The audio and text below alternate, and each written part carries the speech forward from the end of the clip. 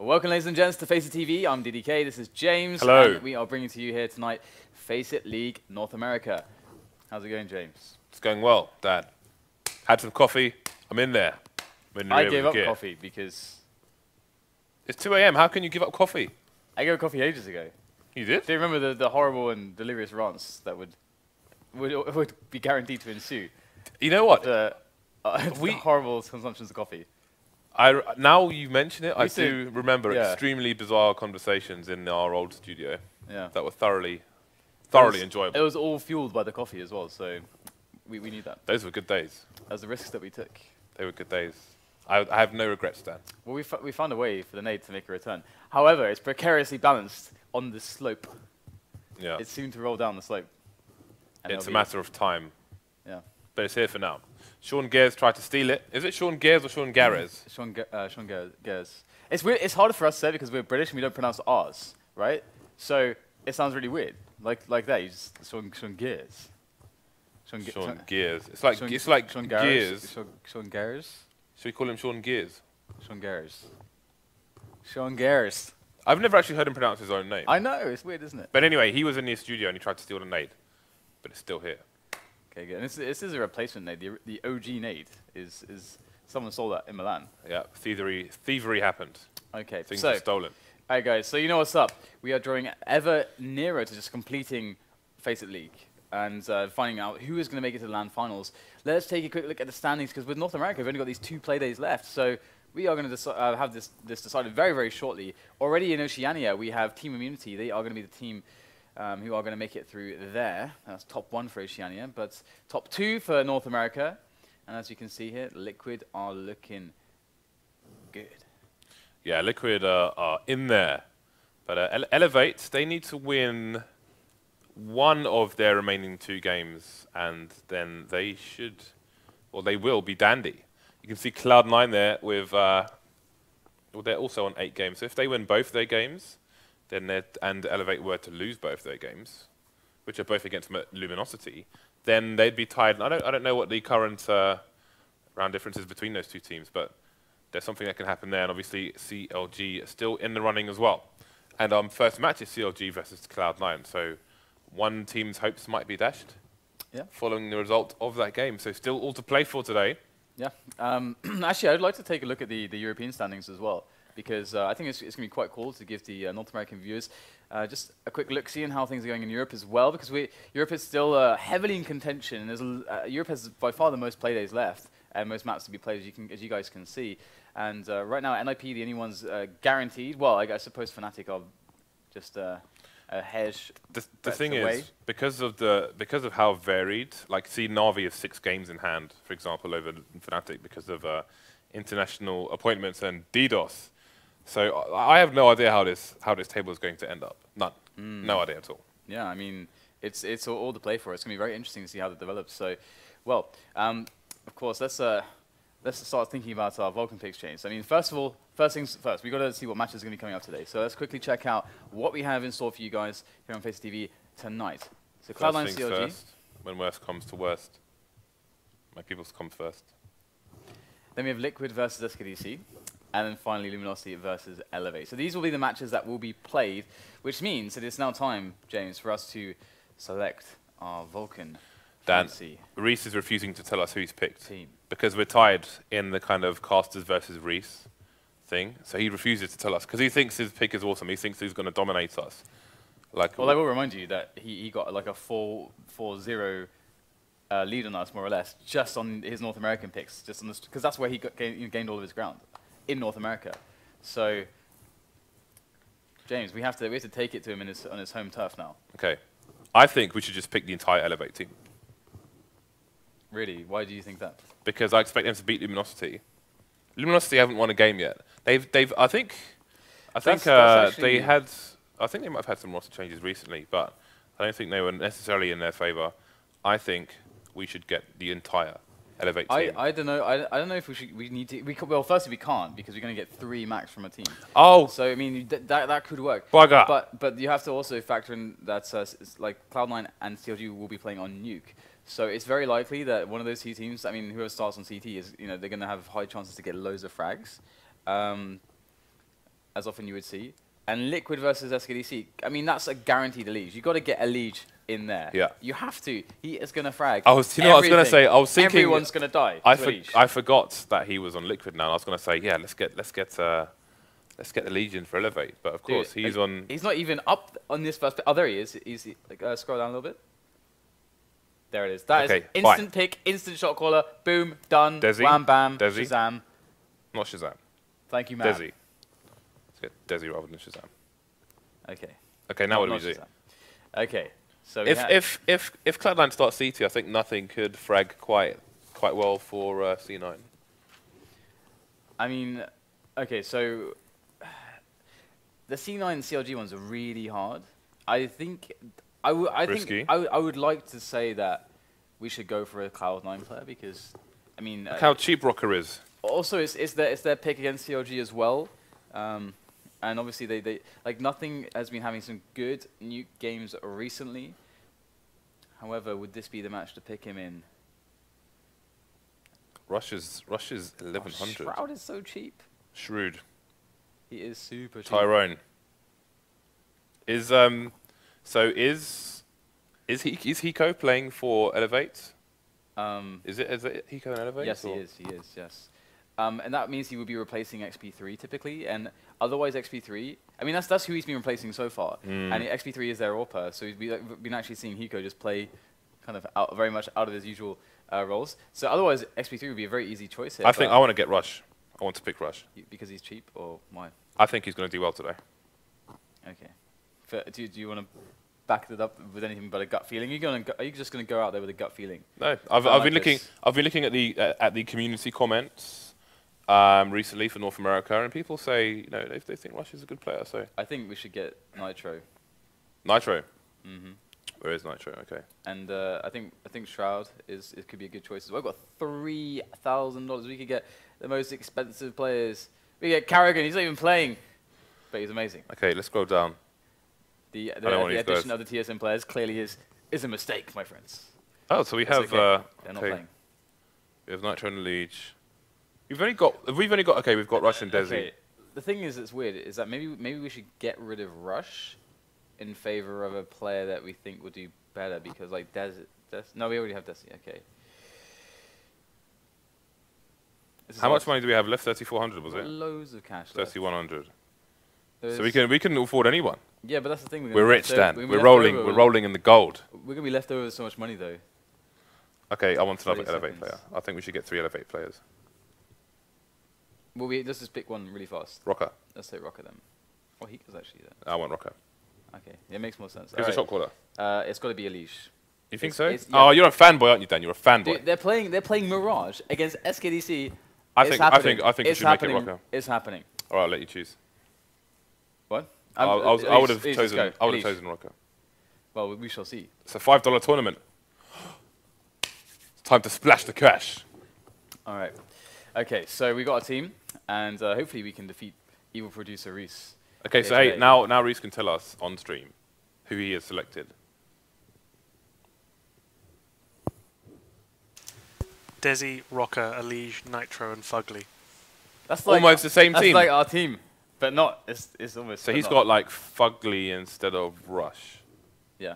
And so. We got Nitro, right? Yes. So no, yes.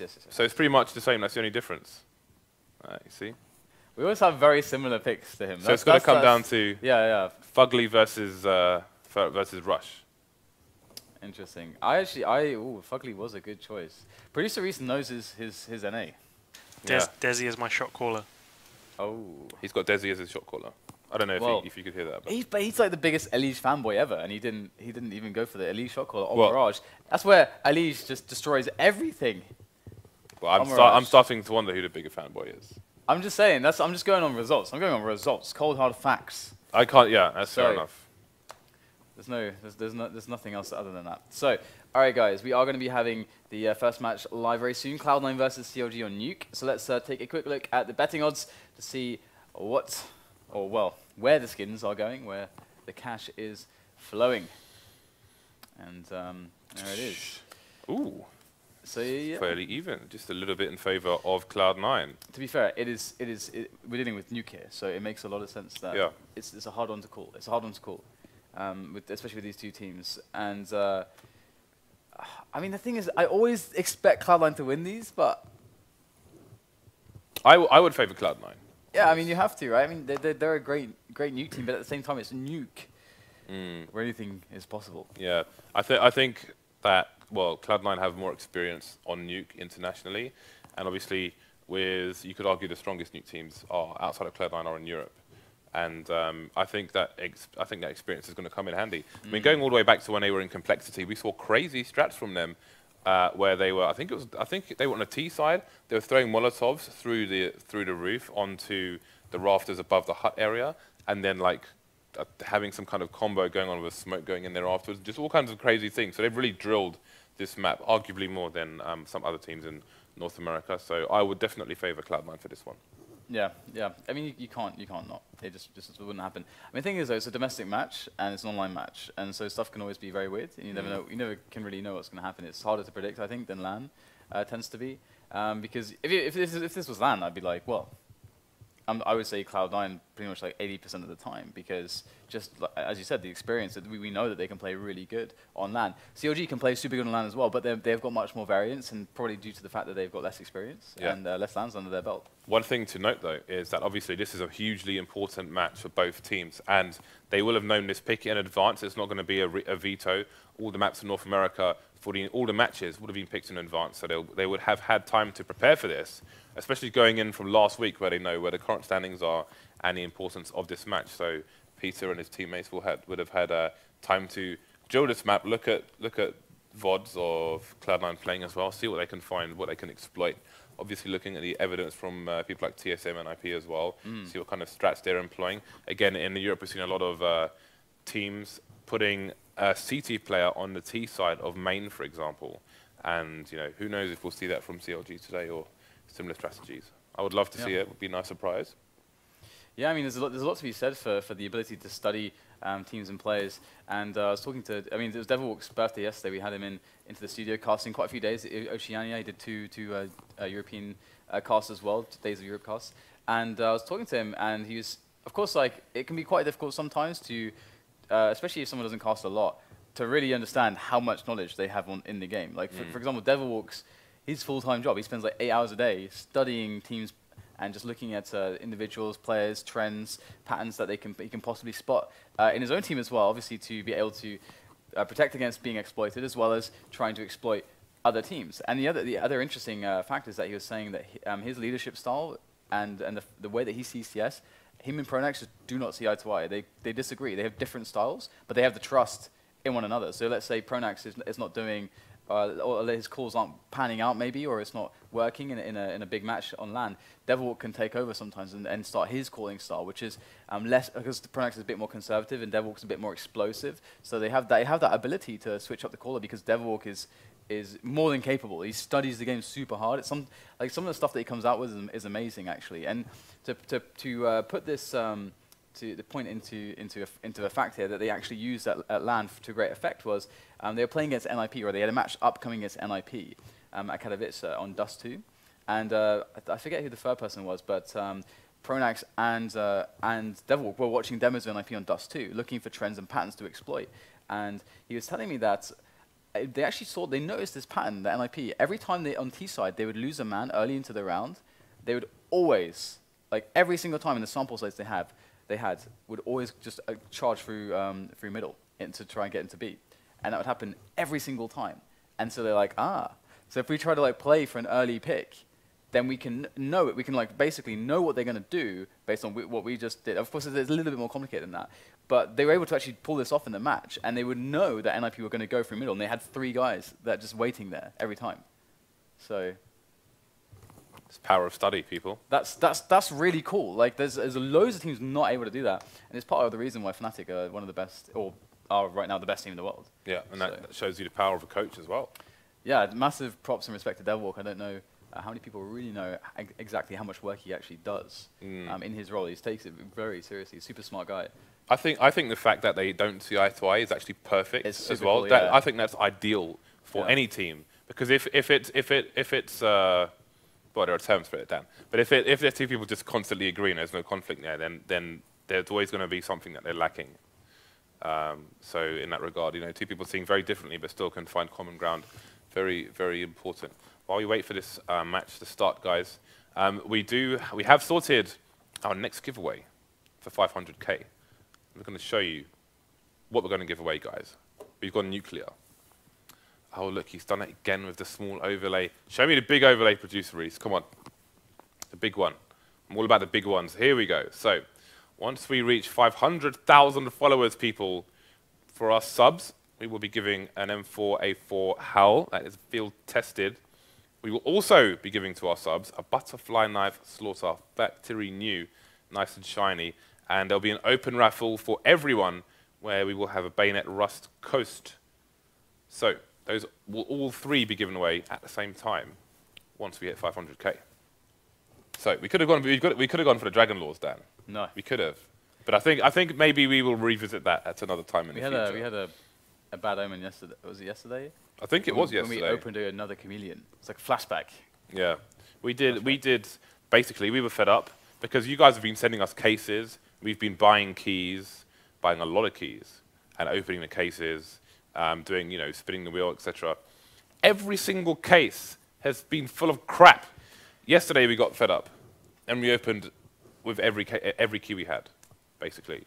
And we must have opened like 70 cases, and we got loads of rubbish. We got a stat track Bison water sigil, which wasn't battle scarred, so it sucks. And we had an Orc Chameleon, which was the only red that came out, and that also sucks because the Orc Hot Rod's better, and it just sucks anyway. Yeah, no one wants it. No. So it was not a successful day at all. I think Valve should just buff the orcs again. Do you remember that crazy week? That crazy week of orcs? There's been a crazy week with Tech9 where it had 0 recoil, literally 0 recoil. Yeah, I right? remember that, yeah. Then we had crazy months of Tech9 where it basically still had no recoil. You could just run around and kill everyone, which is now. But yeah, we had a crazy month of CZ where it was massively OP. There was a crazy month of the Org as well. Am I missing? There must have been more crazy months. Well, I think the Org was only for a week. It's well, crazy, yeah. Well, there was a crazy period with the P90 before they nerfed the AD and kind of killed Scream a little bit. That's a lot of guns, man. That's 5 guns. I think I'm going to start a movement. Remove Tech9. This is going to be my movement. Remove CZ should have been the first one. But we never got there. Tech9's worse. We never got there. Tell me about Tech9. I don't want to get... No, don't do it. Don't do it. Do it. Don't start me on this. Now. No. Right now. No. Tell me. We're not moving past this point. This is not the time and place. We're not moving past this point. Such runs. But you wanted me to like release a video on it, and so now you're just trying to make me... Do it. Do what? Tell me about Tech9.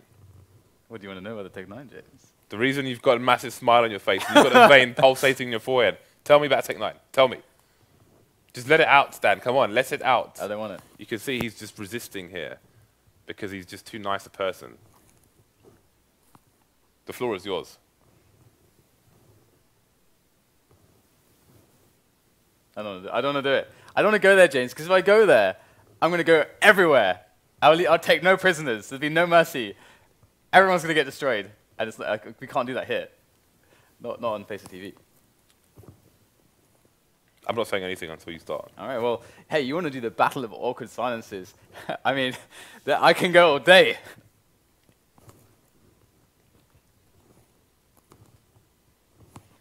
The problem is we're just both smiling like infants. I know, because we find it too funny. I know. We can't give straight face, Dan. We can't give straight face. So what's up with our game? We're good people. We're good people. We were decent people, Dan, in an indecent time.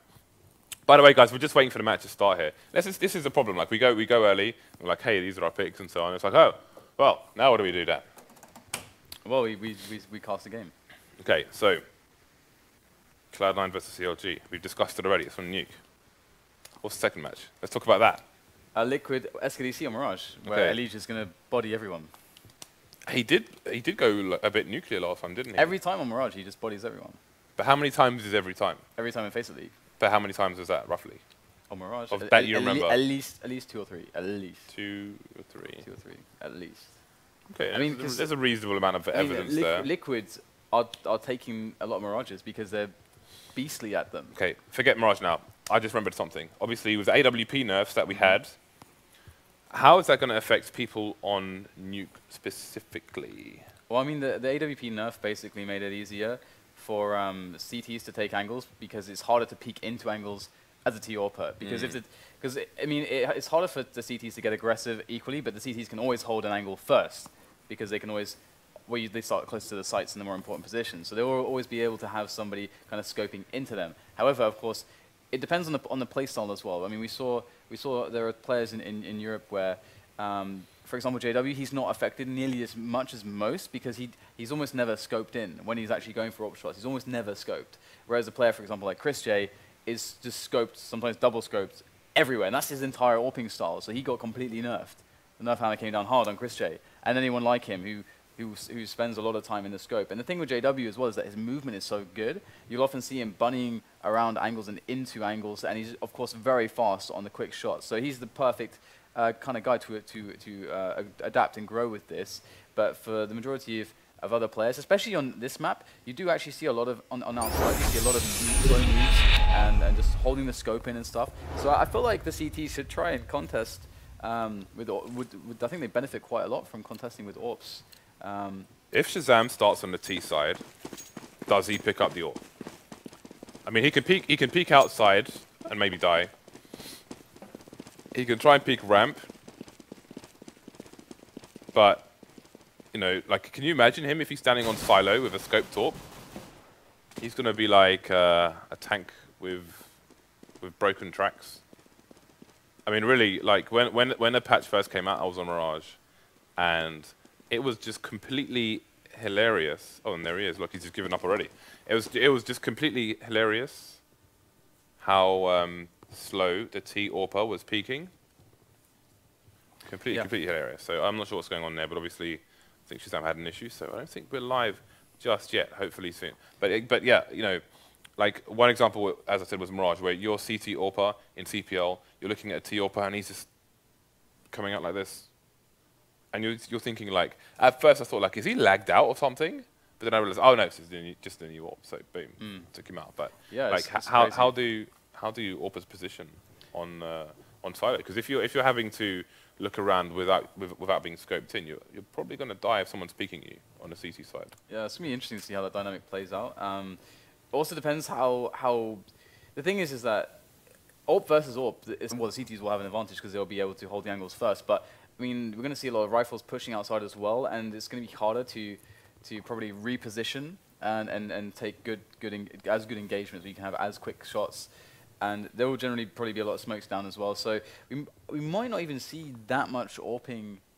Of course, it always depends on the economy, but we might not see a huge amount of AWPing. But you know what? The SMGs might change a lot because the SMGs are going to work super well for the Ts in upper actually, and also on ramp on these pushes. Because you can get through the door of course, like Squeaky, and you can get through through Hut with just some very basic nades very quickly. And if you get onto the site, the SMGs are super good at like moving around, taking positions really fast, and at mid range they're super effective. Even on long range, we're seeing people tapping.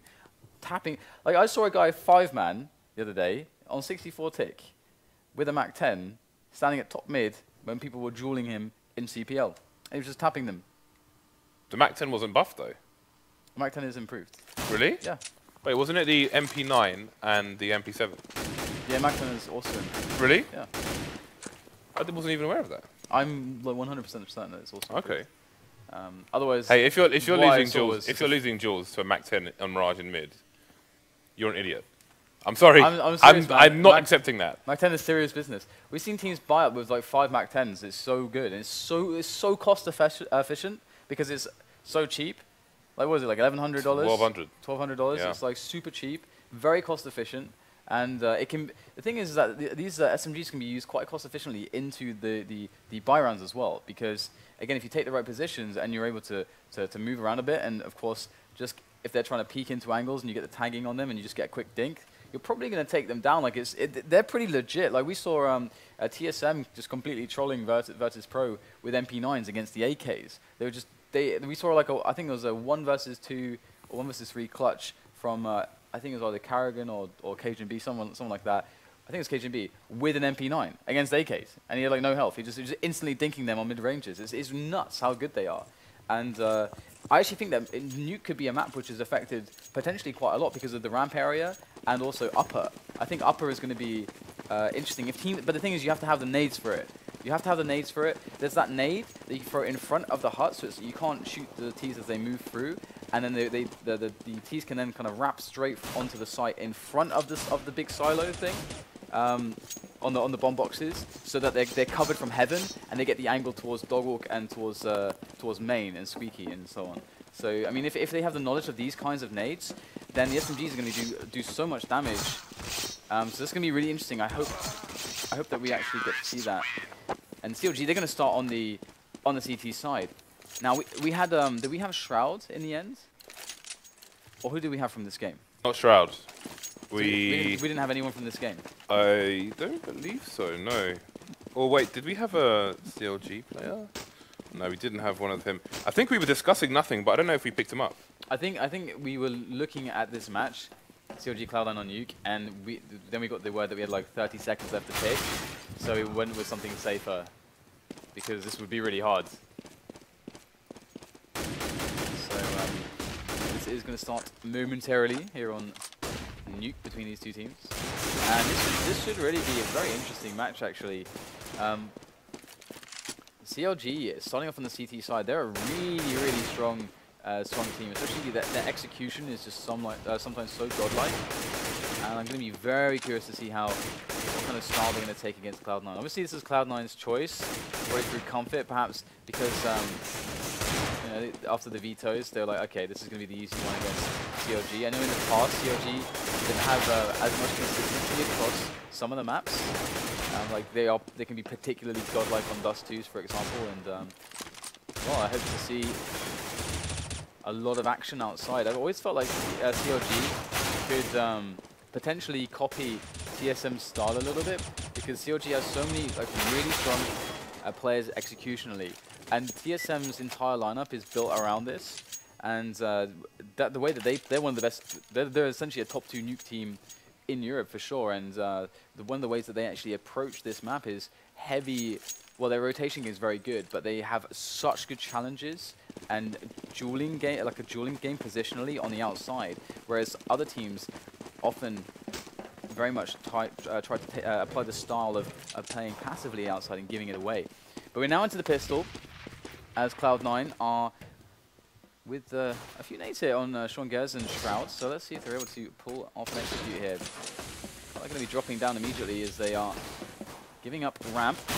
He's going to be dropping nothing. And this is looking like quite the massacre here. CLG with 4 fast kills. And SEMPHIS goes down in the end as well. So very nice. Cloud9 not able to execute at all. And CLG only losing 1 man. So Cloud9 now going to have to decide how do they manage this. Are they going to go for a save? It would be very smart, especially with the strength of some of these SMGs. Although only hazed will be picking one up for CLG. Okay, so Sean with the flash, the smoke, the molly. 3 players of armor. You can see the pistols as well. What is the play here from Sean Gares? That is the question. I'll eventually start calling him Sean Gares, but for now, he is Mr. Gares. He's going to tap a hole into a door, try and get some information, maybe try and bait a play to peek. No need to blow the door off, however. So, you can see people just holding angles outside, and the Ts are rotating back towards lobby. So, oh, going to attack his teammate in the leg. Okay, so it's going to be a ramp push after all. FNS going to get the first frag. He is going to run down into B as well. So not going to give up any frags, any guns to the team. Going to want to draw them in to a horrible place. You can see his teammates rotating there on the X-ray. So they're going to be looking for the slaughter off CLG as his push comes in from Cloud9. Yeah, looking quite good at the moment as they are going to take down FNS. They need to get control room quite swiftly now as they move on to the bomb site, because CLG, whilst they're losing men, they have good positions. We've got Peter coming in from the flank, and here it is, quick shot onto SEMPHIS. Can't close out on the kill, but he's done the damage. And hazed with an MP7 should be more than enough, but he's going to find himself a FAMAS. A slight upgrade there for him as he looks for the shot. Here we go. Cloud is very low now. Last man standing, and it's clutched by Hazed. Good 1-on-2 skills there from him, and CLG will pick this one up. But they lost 4 players, and the bomb went down for Cloud9. You better believe they're going to have a huge pressure on this next round. They know they've done a lot of damage, and they're going to be applying pressure to the wound. I would think, I mean, I suppose on Nuke, some teams would opt not to do that, whereas it'd be an easier call on a map like Mirage or Dust 2, some of the more open maps. So they're actually going to go with a save here. Just a couple Tech 9s, a few P250s. So not going to apply that pressure after doing so much damage. They're going to give CLG a bit of breathing space. Now, CLG, they can repair all the damage that was done in the last round by having a flawless round in this one. So that's what they're going to be looking to do. But in comes this push outside from Cloud9 with these pistols, and now they've been spotted. Over there from Evan looking for his quick frag onto Sean Gares. He's going to pull it off just now, and Peter's still in a good position, able to spot for his teammates. CLG have a very good sense of control and presence as well on the outside, and they are yet to lose a man. This is perfect so far from CLG. It's exactly what they needed. Wow, he's going to find a very nice shot there into ShahZaM. Very decisive wallbang there. 3-0 the score for CLG. Now, in comes the buy from Cloud9, and CLG, they're still not looking super hot on the money. Definitely that previous round where they lost 4 players stung quite some. Alright, let's see if they can retain on the first buy round here for Cloud9. See Cloud9 going for a default there. A few players outside, a few players inside, making sure nothing crazy is happening from the CTs. No early rushes or anything lunatic-wise. I think main has been blown off already. You can see, I think it's SEMPHIS in there holding an angle. Do we have some players on main roof? No, not yet. Just Shroud peeking around. They're going to see Cutler in the secret area. So he's not going to repeat, not just yet. See, he's going to a more passive position in case he hears a rush coming in.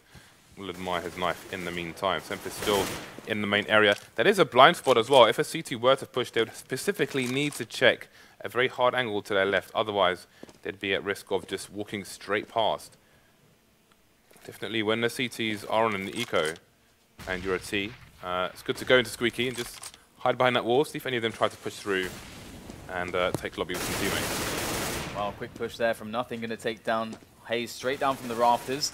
Now CLG, they've got a few holes in their defense, and Cloud9 are applying a heavy amount of pressure onto those holes. But Tarik and Peter are going to be locking it down so far, but in comes the push close onto the bomb position. Oh wow, Tarik somehow managing to escape ShahZaM, but for how long? It will go down in the end, and the bomb will go down. ShahZaM now, last man standing here for his team. Finds himself the one-on-one. Cutler, there's the spray, the adjustment from ShahZaM. Will it be good enough? 2 health left for him, and Peter will run him through with the M4A4, and that's going to be another round there for CLG. But once again, it was very costly, and Cloud9 really, after that bomb plant, could throw a strong round at them.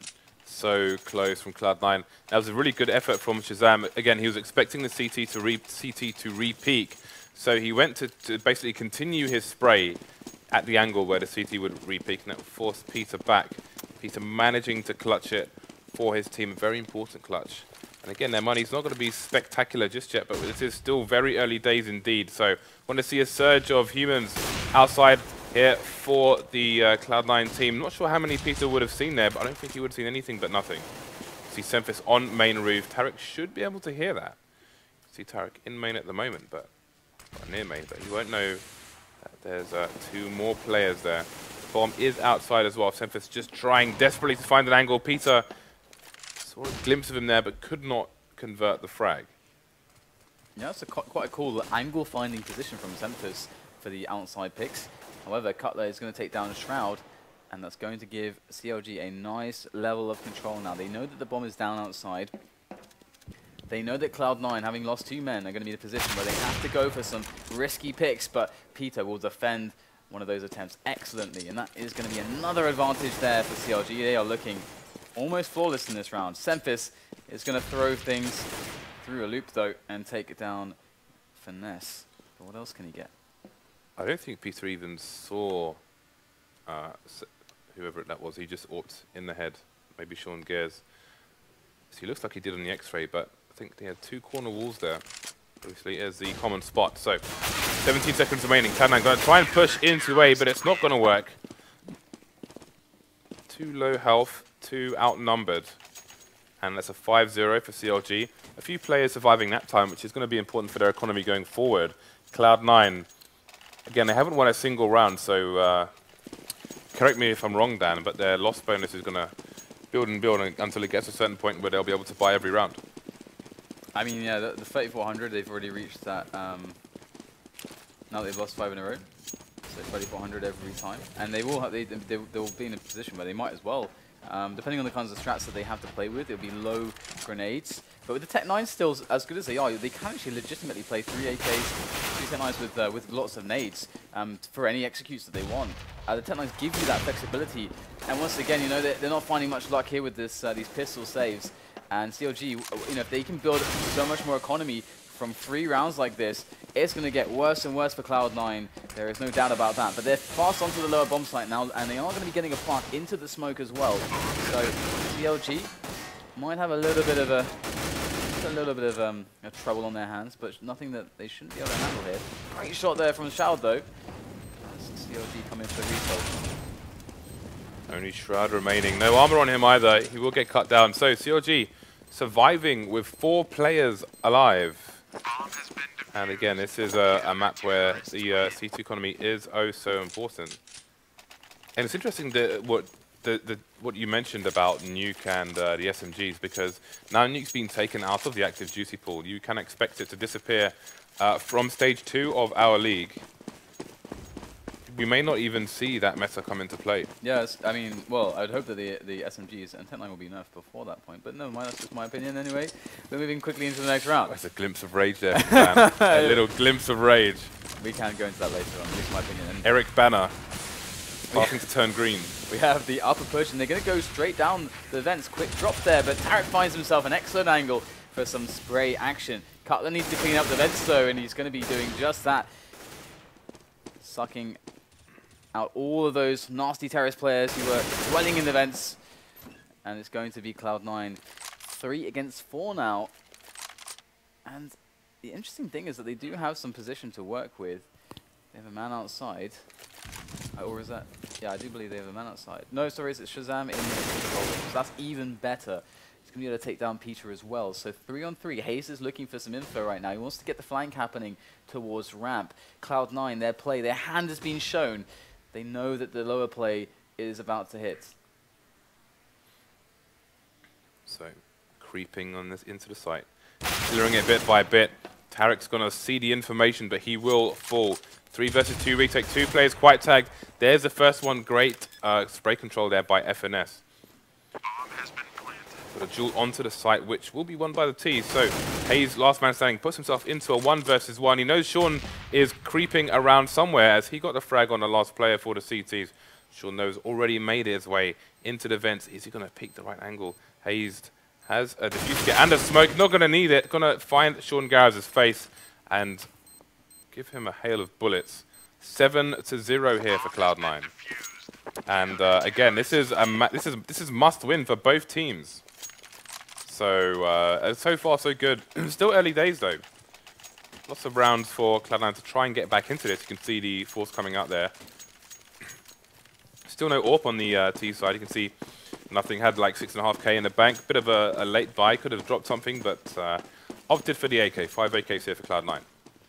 Yeah, the consistency of the fact that they're getting all these bombs down despite losing the rounds is really giving them a lot of flexibility in having all the nades they need. Where is Hayes right now?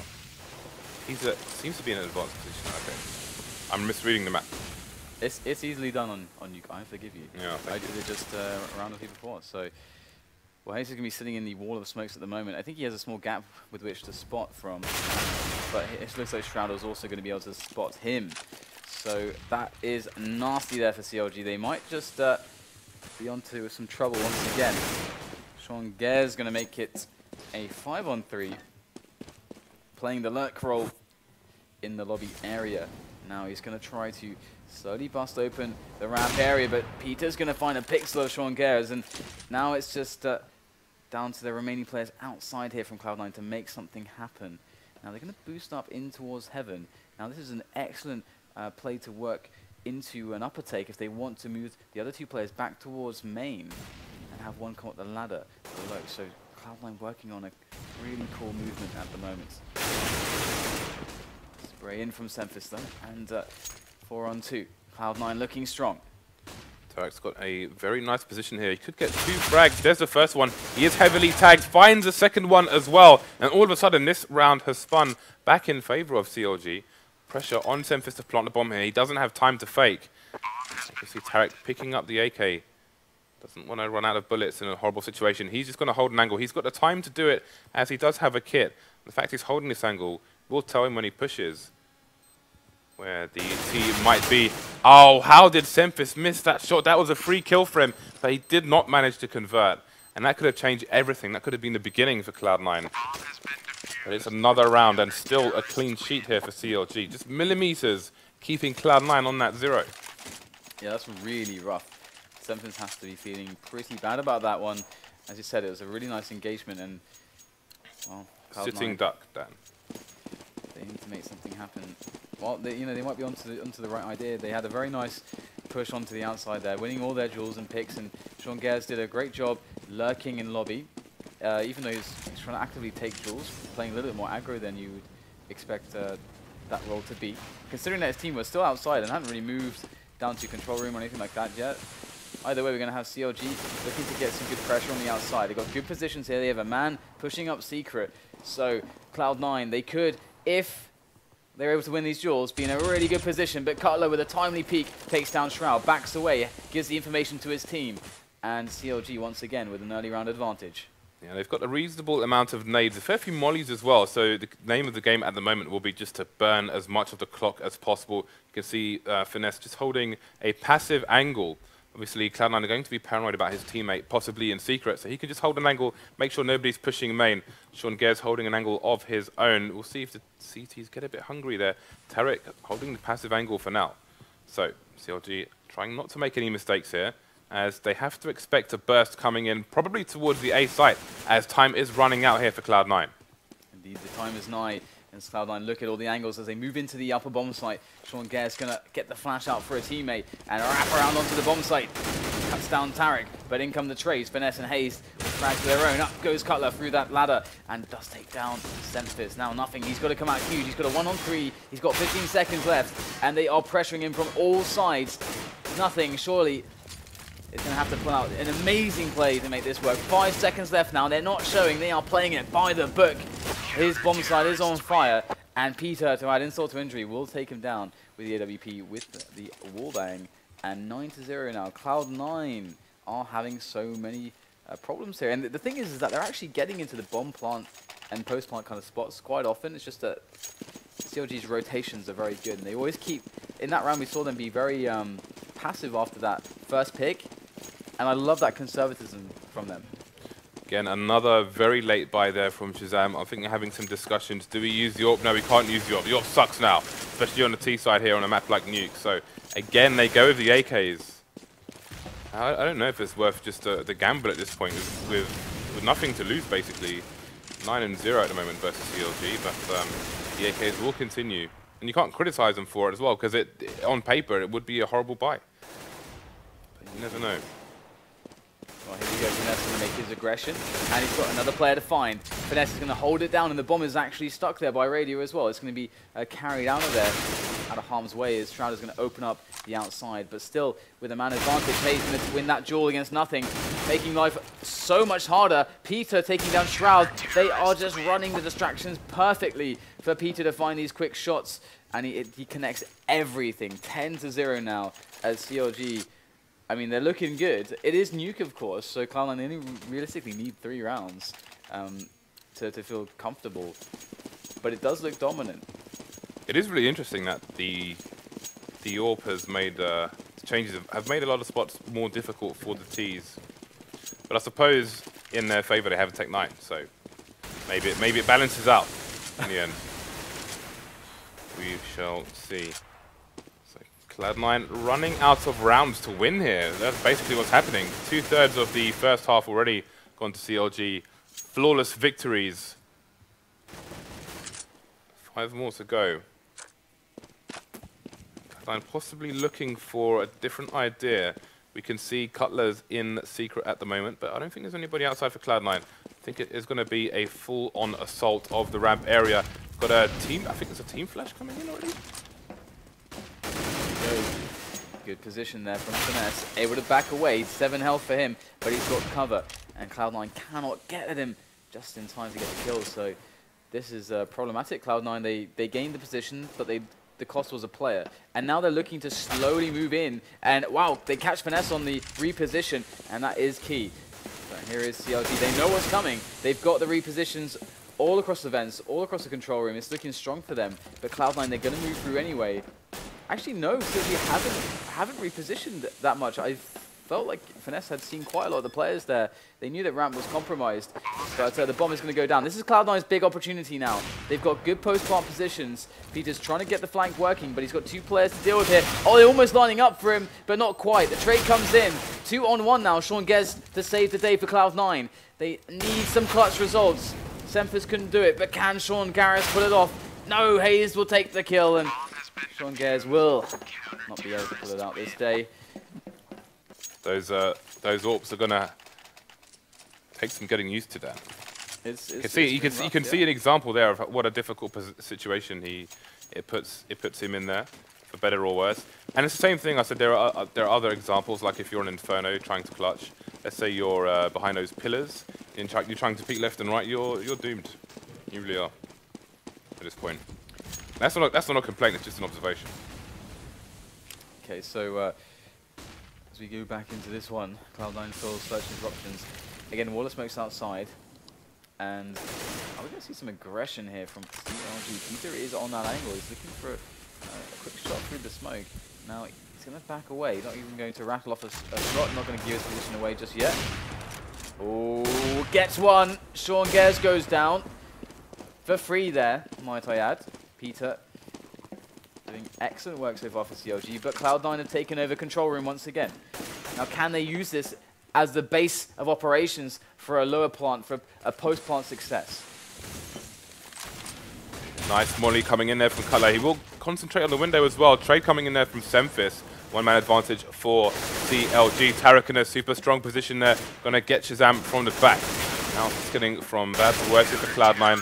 Tarik will clean up the remainder of the team. And CLG looking absolutely unstoppable at the moment. Do Cloud9 have an answer? Can they even get a single round?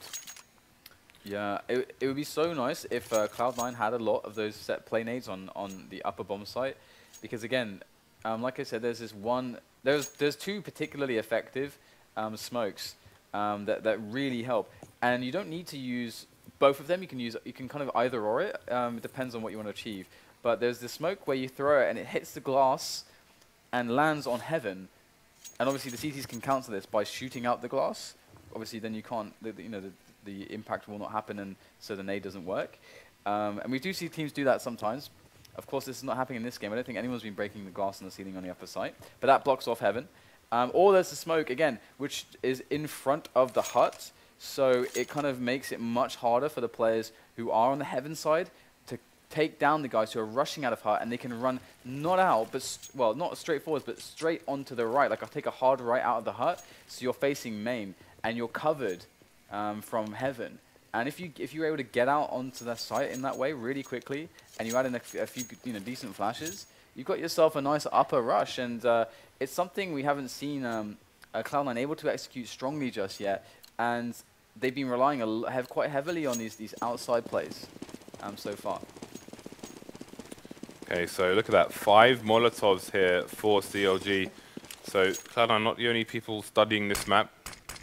Should be obvious. Look at that aggressive smoke as well from Peter.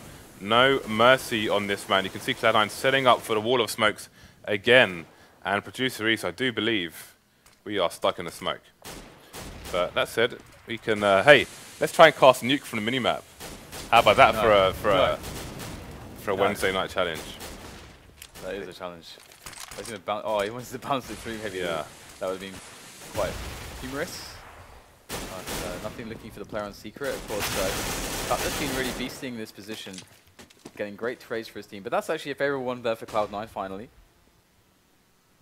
as they lose Cutler. Now, whether they choose to rotate someone down to vents to fill that hole is up to them.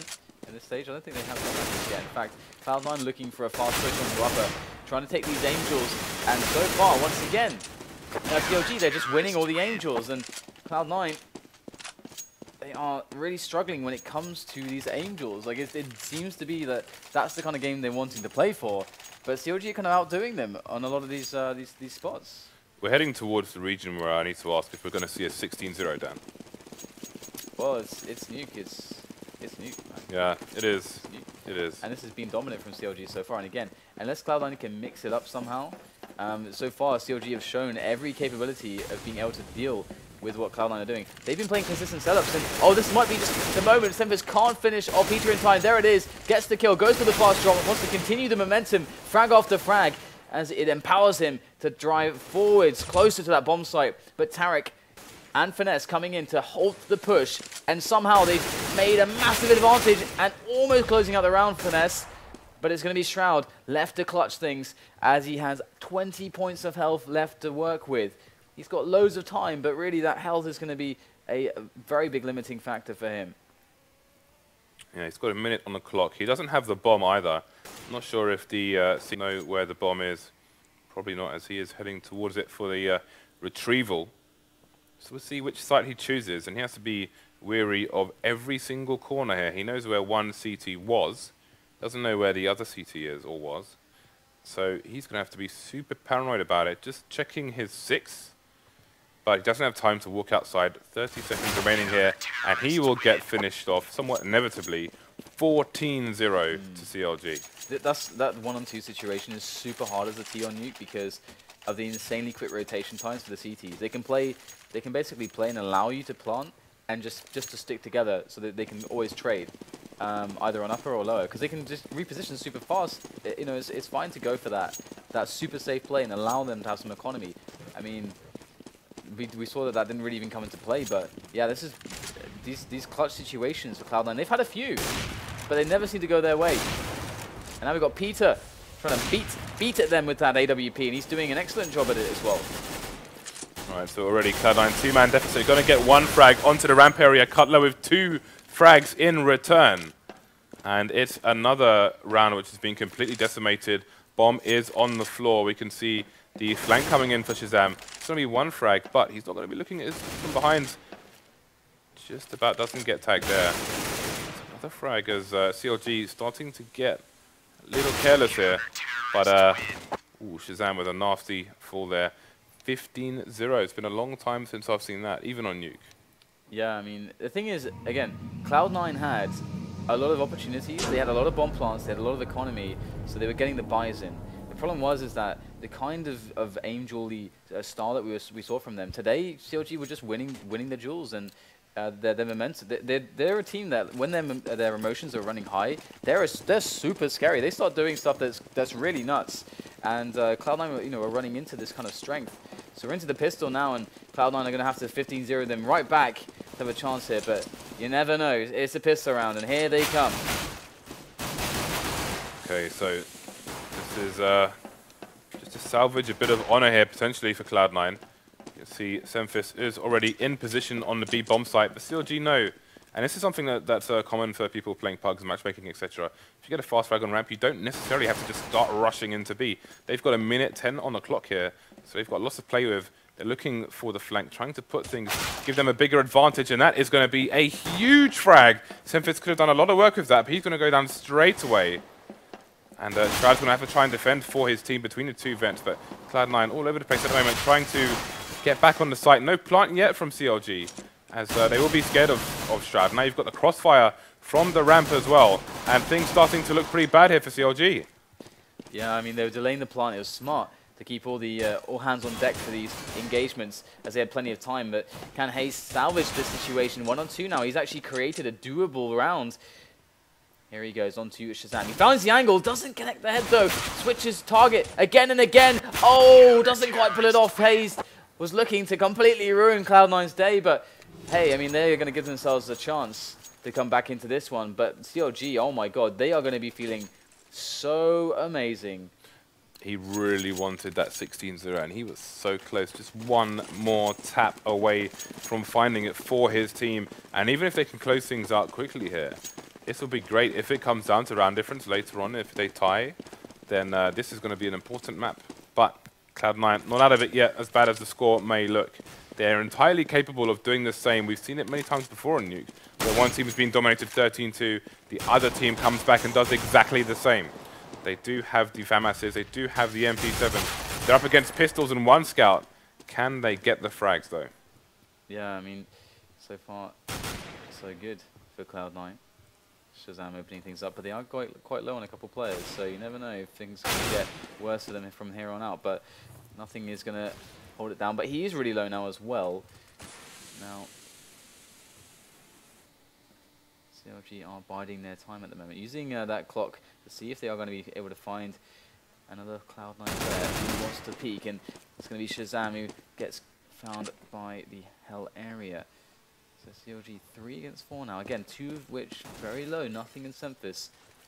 Giving CLG a very interesting situation to play with. They've managed to acquire the control room area.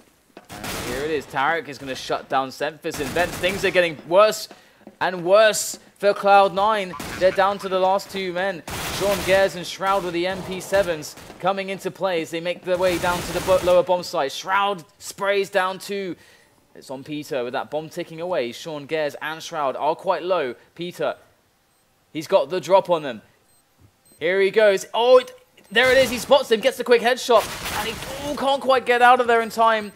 Wow, if he'd maybe decided to take the fight there, who knows what would have happened, but a small miscalculation is going to give Shroud just the time he needs to get the defuse in and, again, save Cloud9. But after a round like that, and the damage that they did in the bomb plant, James, give me that SMG rush on upper site right now. Yeah. Cloud9 up against all the match points, all of them. Every single one, literally.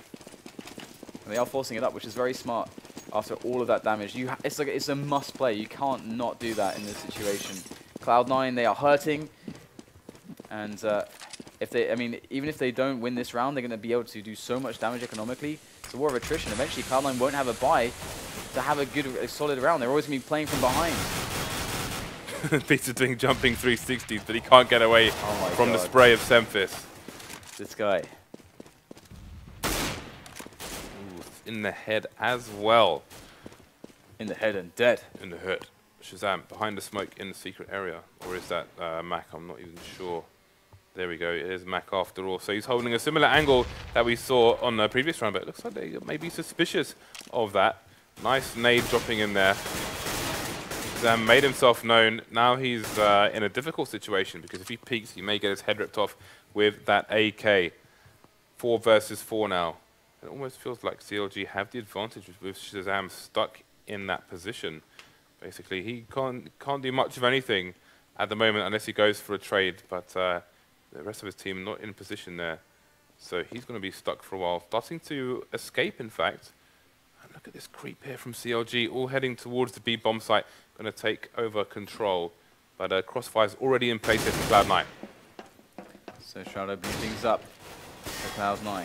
And it's looking good for them so far. Hazed and Cutler stuck on the bomb site now. Hazed coming out with 2 quick kills.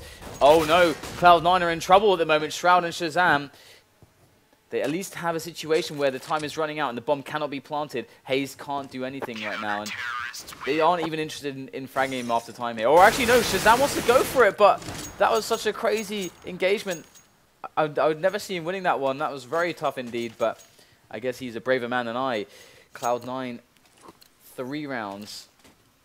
They're 15 of CLG, and here is the buy from them. Look at that; it's so horrible. And having got that damage in again, CLG are like, well, let's just buy, and it's a smart choice. I mean, they're going to have that big bonus from the consecutive round loss, so they are just gonna. There's going to be constant buys. Yeah, and Cloud9 only survived with 1 play there, so that was going to be an expensive round, and you can see the results of it. More MP7s, 5-7 on ShahZaM.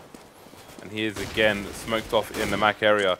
Rotations coming out from Cloud9. Are they going to go towards the right place? Cutler with the Tech 9 getting close enough to ShahZaM to take him down there. It's left for Sean Gares to try and defend the ramp. He's going to hold a Molotov out as well. Not as many Molotovs as we saw on the other side just yet. They want this ramp control, and they're going to get it. Sean Gares goes down to hazed as controlling, and the lower site is soon to be taken by CLG as well. They've got some good positions. 3-on-3. FNS goes in, catches SEMPHIS off guard. In comes the two remainders of Cloud9 from the vent area, getting the spray down and getting control of the round. 4-15, but again, so many losses. They're down to 2 men, and they keep losing so much money in these rounds. And CLG, they can buy and buy and buy again until Cloud9 have nothing left to play with. Okay, so Cloud9 have still only got 4 rounds on the board. It feels like it's been ages in this second half, but it really hasn't been that long, as they need 11 more to take this to overtime again. Both teams fighting for their land placement here. Cutler with a nice first frag as they push towards the A site. Hayes going to follow up as well. So only 3 left for Cloud9, looking to even up the numbers, but they're falling one by one. ShahZaM, nothing left to try and salvage this round for their team. They know where ShahZaM is as well, so it's going to be really hard indeed for him. But where is nothing? He needs the support. ShahZaM not going to find it. Nothing going to fall soon after as well. 16-4 in favor of CLG. That is a monster match for them, but it's a monster round difference as well, should it come into play later on. Yeah, that was crushing. There's no other way to put it, really. And that was Cloud9's home map choice. We saw how volatile Nuke can be. I mean, that's the reputation it has. But James, we still didn't see loads of SMGs rushing up her with some nades. That's what I want to see. I feel like maybe that's exploitable. Maybe we'll see it in the future. Maybe we'll see. Maybe we will, although who knows how long Nuke is going to hang around for. Yeah, it's true. It's true. Either way, I don't think we had any players in that match on our Vulcan.com team, so that's fine for us. Probably a good thing we didn't. I don't believe Producer Reese did either. No, the only difference he has is Fugly. Okay. To our team. Okay. So we do have Liquid and SKDC next. So we are going to take some time to set that one up, maybe. Potentially. James, I just had a thought. You gave everything away, didn't you? Yeah. So does that mean there can be no giveaways now? I think so. We can give away some blues. No, we can't. Why not? Because it sucks. All right then. Well, guys, we're going to take a quick break. We'll be right back here with the next match, so stay tuned. We'll see you shortly.